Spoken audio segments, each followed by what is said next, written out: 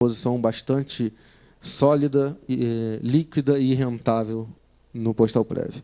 Renda variável tem 16%. As ações que existem aqui dentro são ações líquidas, são ações gerenciadas por gestores qualificados, na sua maioria, né? O que foi herdado continua sendo trabalhado para que possamos gerar liquidez e fazer novos investimentos, enquanto possível, em títulos públicos federais e, quando não mais possível, no que for rentável, mas seguro para o postário. Investimentos estruturados, quase nada, 1% do plano, e 8,28%, mais ou menos a mesma proporção, em operações com participantes, que são os empréstimos. Esse é um gráfico bastante interessante e ele fala por si só.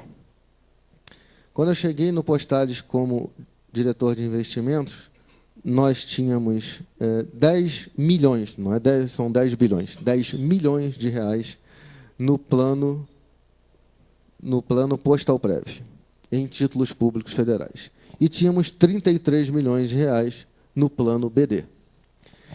Veja bem que, logo em janeiro, fevereiro de 2014, com aquelas ações que eu lhes falei, vendendo os ativos líquidos do BD e também vendendo os ativos líquidos do Postalprev, comprando títulos públicos federais e no Postalprev também com a liquidez que nós tínhamos mensalmente, nós começamos a crescer essas posições. E o gráfico demonstra claramente como foram gerenciados os recursos do Postales, com bastante cautela, com bastante solidez, e nós chegamos a ter 1,5 bilhão de reais no plano BD e 2 bilhões 823 no plano CV. Então, somando, nós temos hoje 4 bilhões e 200, 4 bilhões e 300 em títulos públicos federais, o que é um valor bastante expressivo, principalmente se comparado de onde saímos. Rentabilidade do plano BD nos últimos 10 anos, isso é importante, né? A linha vermelha é a meta atuarial, então, 2007, o plano bateu a meta atuarial. 2008, o plano já não bateu a meta atuarial. Em 2009, bateu a meta atuarial por meio ponto percentual. A partir de 2010, vieram os déficits mais acentuados e está lá em 2014, como eu lhes disse, quando cheguei, tive que provisionar uma série de ativos que lá estavam há muito tempo, tinham ativos com 1000 dias não provisionados. Esses ativos foram todos provisionados e marcados a zero, deram esse impacto muito grande na carteira do plano BD. A parte ruim disso é que gera um equacionamento, né? Que nenhum de nós tem o menor interesse em fazer, por fazer, ele é uma imposição legal. E se há alguma parte que seja razoável para se enxergar esses números, é que os participantes podem ter uma noção exata do que existe dentro do seu plano de previdência. Essa é a única parte. A palavra positiva é muito efusiva para se tratar um assunto desse, mas uma parte pelo menos razoável. A partir de 2014, com a montagem das posições em títulos públicos federais, mas já sem a RTSA, a gente consegue ir aumentando a rentabilidade do plano, até chegar ao final de 2016 a 10,5%, que é uma rentabilidade ainda abaixo do plano, ainda abaixo da meta atuarial, ou seja, déficit, mas uma rentabilidade já com alguma característica de razoável.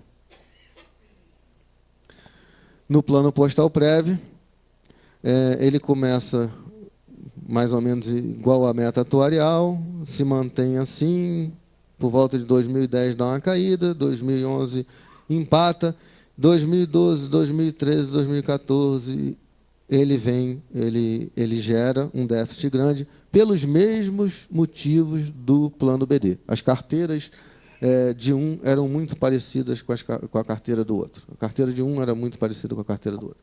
E, portanto, caiu. E aí, só que nesse plano, como nós tínhamos maior liquidez, ou uma liquidez exuberante entrando, nós fomos comprando títulos públicos federais, fomos restringindo nossas políticas de investimento para que fossem direcionados para os títulos públicos federais, independentemente de qual diretoria estivesse no Postales, e o resultado aí aparece. Claramente, em um determinado momento de 2015, ali, ele começa a cruzar a linha da meta atuarial. Houve um momento em que a inflação estava muito alta e, portanto, a meta atuarial era quase impossível de ser batida, lá, 17 alguma coisa. Mas hoje nós temos tivemos no ano passado uma meta de 12,39 e a rentabilidade foi 18,22, muito calcada nos nossos títulos públicos federais. A rentabilidade deles realmente é muito boa. E eles estão todos marcados no que a gente chama na curva, ou seja, se eu quiser vender esses títulos públicos federais, eu não posso. A maioria deles está marcado na curva por uma questão de governança. Se eu sair do Postales hoje, a diretoria que entrar, ela tem que pedir à Previc autorização para que esses títulos sejam vendidos. E por que esses títulos seriam vendidos? Porque se eu vendê-los agora, eu gero um superávit astronômico nesse plano. Mas não é de interesse nosso fazer isso. O nosso interesse é gerenciar um plano de previdência. O plano de previdência ele tem um horizonte de longo prazo. Portanto, é importante que esses títulos sejam mantidos na carteira para que a gente consiga usufruir dessas rentabilidades sempre acima da meta atuarial que conseguimos na compra deles. Mas, volto a dizer, se vendêssemos hoje, o superávit seria, assim, absurdo. Um gráfico, para vocês terem uma ideia assim, muito transparentemente de quanto rendeu, quanto foi a inflação e quanto foi a meta atuarial, o plano BD, nos últimos 10 anos, ele rendeu quase 80%, a meta atuarial era 218%, e a inflação foi 85%. Ou seja, ele chegou perto de corrigir o patrimônio pela inflação, mas está muito aquém de chegar perto de atingir o batimento da meta atuarial. Essa diferença de 218% para 80% são os déficits que os senhores estão vendo, muitos aqui contribuindo para pagá-los. No Postalprev, a situação é um pouco melhor. O plano rendeu 136% contra uma meta atuarial de 217%, mas contra um INPC, uma inflação de 85%. Ou seja, o plano rendeu mais de 50% acima da inflação, o que é razoável, mas não bateu a meta atuarial. A meta atuarial ela leva em consideração não só o rendimento, né, dos seus ativos, mas também o impacto das variáveis atuariais no plano. Ou seja, se alguém, como a população aumenta a sua expectativa de vida, essa meta atuarial sobe. Se a população tiver mais filhos, essa meta atuarial sobe. São vários fatores que nós temos que ponderar, e isso não é feito nem por nós, é feito por atuários, uma ciência extremamente sofisticada, mas nós conseguimos, nos últimos 10 anos, um rendimento que não bate a meta atuarial, mas é bem acima da inflação, está 50% e 60%, 50% a 60% acima da inflação.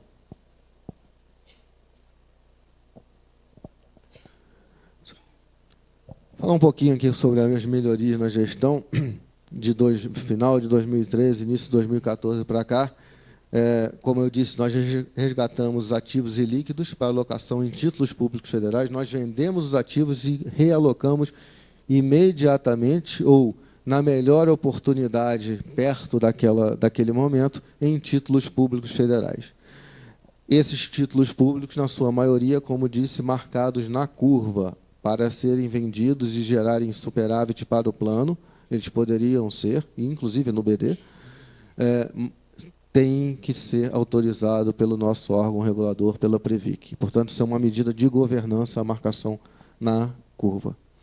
Elaboração de manual de investimentos, que não existia, elaboração de manual de risco, que não existia, revisão do regulamento das carteiras de empréstimo, política de seleção de prestação de serviços terceirizados de investimentos, ou seja, os nossos gestores, hoje, para se qualificarem a ser gestor do Postales, eles precisam passar por uma série de análises e uma série de variáveis objetivas que a gente tem que atingir.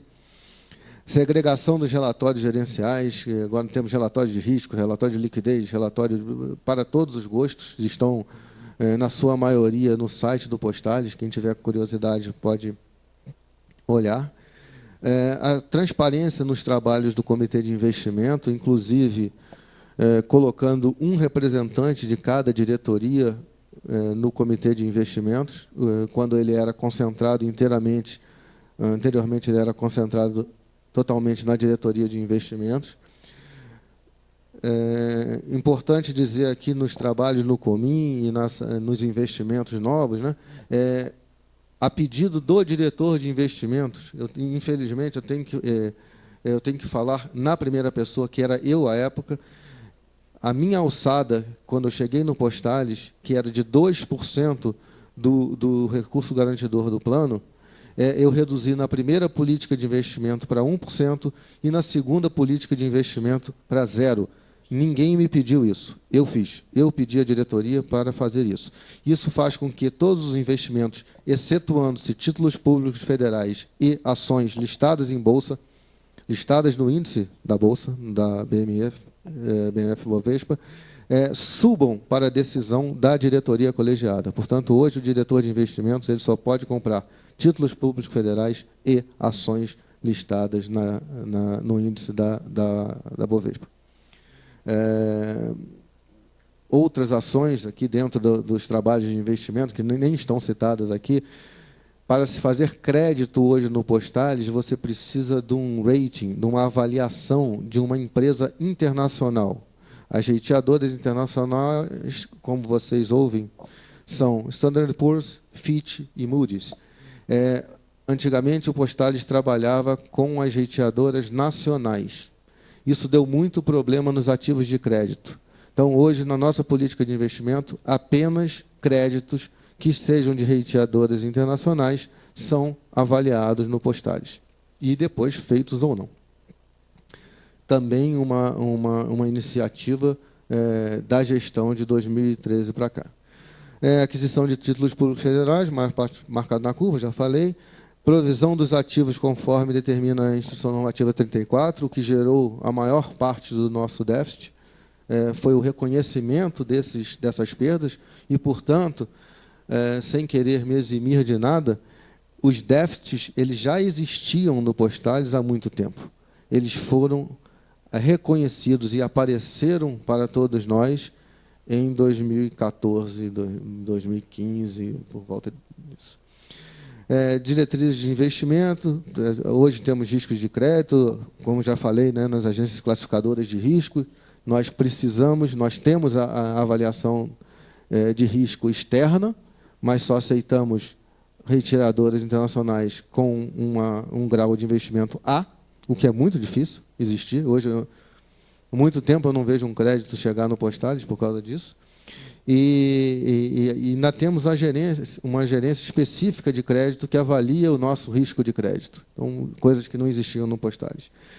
E uma coisa que é fundamental, o resgate dos fundos de investimento, as árvores de fundos. Isso é muito difícil explicar aqui para vocês, mas, assim, a grosso modo, em 2009 foi aprovado pelo Postales a constituição de 3 fundos de investimentos em cotas. um chamado São Bento, um chamado Serengeti e um chamado FID. O FID era responsável apenas por investimentos no exterior e, portanto, ele só tem o FIDEX. O plano São Bento, o Fundo São Bento era responsável pelos investimentos do Plano Postal Prev, o Fundo Serengeti era responsável pelos investimentos do Plano BD. Isso estava dentro do BNY Mellon, foi aprovado no Postales, inclusive com louvor, essa aprovação. E esses fundos de investimentos, eles escondiam o real investimento. O Postales aportava o dinheiro num fundo, esse fundo comprava a cota do segundo fundo, que comprava a cota do terceiro fundo, e que comprava a cota do quarto fundo. E, portanto, no que nós estávamos investindo? Não sabíamos. Em setembro de 2014, nós acabamos com isso. Isso também deu um impacto relativamente negativo na nossa rentabilidade, mas também escancarou para o mundo o problema do Postales. O Postales estava sendo alvejado o tempo inteiro por essa administração dos fundos, dos FICs, dos fundos de investimento em cotas. E, a partir daí, nós tivemos a dureza de mover 4 ou 5 ações contra o BNY Mellon, o nosso banco administrador, que também era gestor numa série de fundos, e a execução de uma série de ativos que estavam em situação irregular, e nós passamos a executar os emissores desses ativos. Então, nós temos uma série de execuções sendo feitas e temos pelo menos 2 grandes ações contra o BNY Mellon e mais algumas periféricas. Essas ações eu reputo como o maior ativo contingente que o Postales tem, ou seja, a maior possibilidade que o Postales tem de reaver grande parte desses prejuízos. Uma dessas ações já está aqui no STJ, não o mérito, mas algumas alegações do BNY Mellon.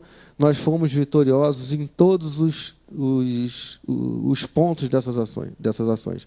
Desde a primeira instância, quando adentramos com a ação com um pedido de antecipação de tutela, e era um bloqueio de 150 milhões de reais do BNY Mellon à época, e até hoje nós não perdemos nenhuma alegação que fizemos.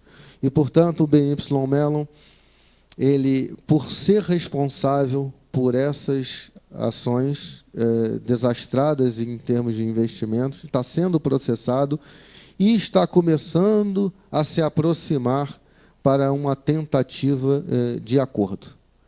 Então, reputo isso como uma ação de governança, uma ação bastante dura, uma ação que não é fácil de você brigar. Você está brigando com o primeiro, segundo maior banco do mundo em administração. Eles têm 28 trilhões de dólares sob administração.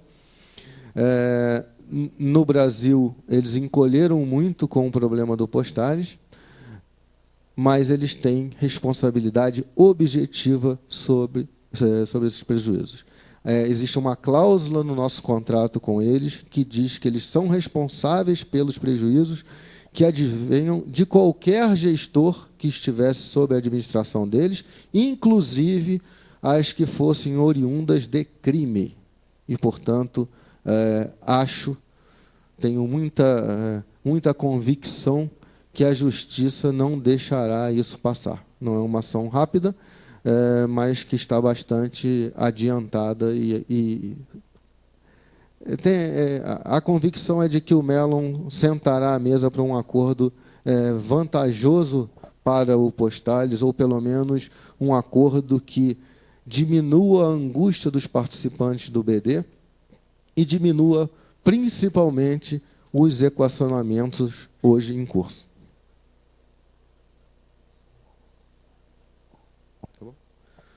Senhores, é mais ou menos isso.